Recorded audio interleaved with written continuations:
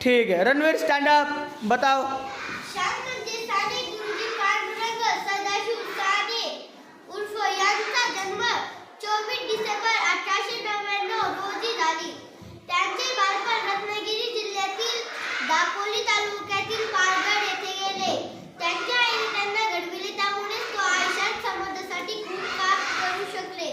श्यामला लहानपणी पोहता येत नव्हते. त्याला पाण्यात उतरायची खूप भीती वाटत होते, पण त्याच्या आईला वाटत असे की आपल्या मुलाने कोणत्याही गोष्टी अज्ञानी राहू नये, म्हणून तिने श्यामाच्या मित्रांना घरी बोलवले व श्यामाला पोहायला शिकवण्यासाठी गळ घातली. त्याचे मित्र त्याला पोहायला नेण्यासाठी घरी आले, पण तो तयार होईना. आईला खूप राग आला. भूत ते कसा जात नाही तो, असे म्हणून तिने श्यामाला मारायला सुरुवात केली. श्याम रडू लागला, पण आई मारायची थांबली नाही.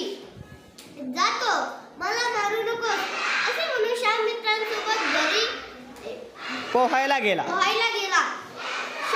श्याम विहिरीच्या काठावर उभा राहिला.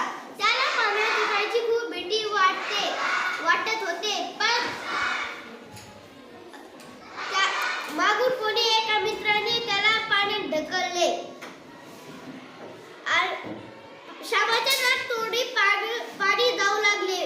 वरचे मित्र त्याला सूचना देत होते, हातपाय हलव, हातपाय हलव. त्यांच्या सूचनेप्रमाणे तो हातपाय हलवू लागला. श्यामाला पोहता येऊ लागले.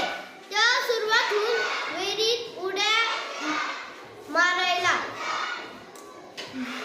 पोहून झाल्यावर सगळे मुले घरी आले. आपल्या आईने मारलेले आपल्या आईने मारल्याचा राग श्यामच्या मनातून गेला नव्हता. तो फुगून रुसून बसला. आईने त्याच्या पाठीला तेल लावले व मालिश केली. ती म्हणाली, तू भित्रा असे का जाणावे? बरोबर. तू भित्रा आहेस असे जगाने का म्हणावे, नाही का? श्यामाला त्या दिवसापासून कोणी नाव ठेवू नये, म्हणून मी तुला मारले.